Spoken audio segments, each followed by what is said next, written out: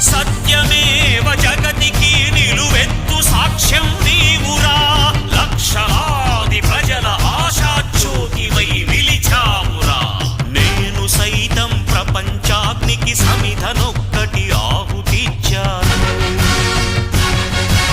నేను సైతం విశ్వవృష్టికి అశ్రు ఒక్కటి ధారవోశాను.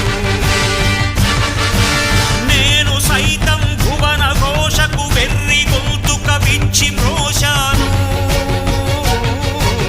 నేను సైతం ప్రపంచాగ్నికి సమిధనొక్కటి ఆహుతిచ్చాను.